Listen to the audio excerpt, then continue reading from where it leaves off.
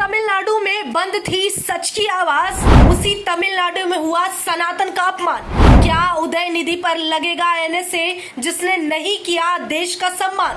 मुख्यमंत्री के बेटे ने दिया सनातन मिटाओ का बयान। बीते दिनों तमिलनाडु के मुख्यमंत्री एमके स्टालिन के बेटे द्वारा दिया गया बयान काफी चर्चा में है। बयान इतना भड़काऊ, आपत्तिजनक और उत्तेजक था जिसके बाद कई हिंदू संगठनों और सनातनियों को इससे उनकी भावनाएं आहत हुई है।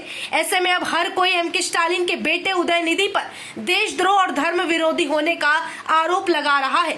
अब लोग एनएसए लगाने की मांग कर रहे हैं और सवाल उठा रहे हैं कि आखिर ऐसे लोग पर एनएसए लगना चाहिए या नहीं। वहीं आपको याद दिलाते चले कि इसी तमिलनाडु सरकार ने बिहार के बेटे मनीष कश्यप पर एनएसए लगाकर उसे देशद्रोही बताते हुए कई महीनों तक मदुरई के जेल में बंद रखा। अब जब बात खुद के बेटे पर आई है तो एमके स्टालिन भी खामोश है।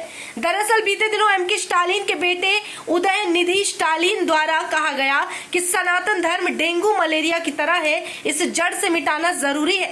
वहीं मच्छर, डेंगू, मलेरिया और कोरोना वायरस से सनातन धर्म का तुलना करना उदयनिधि पर भारी पड़ा है। इतना ही नहीं, उनके इस बयान के बाद अब बीजेपी भी निशाना साधते हुए पलटवार कर रही है। वहीं बीजेपी के तमिलनाडु प्रमुख अन्नामलाई ने एमके स्टालिन के बेटे पर और उनके बयान पर टिप्पणी करते हुए कहा कि उनकी विचारधारा ईसाई मिशनरियों से उधार लिया हुआ विचार प्रकट करता है।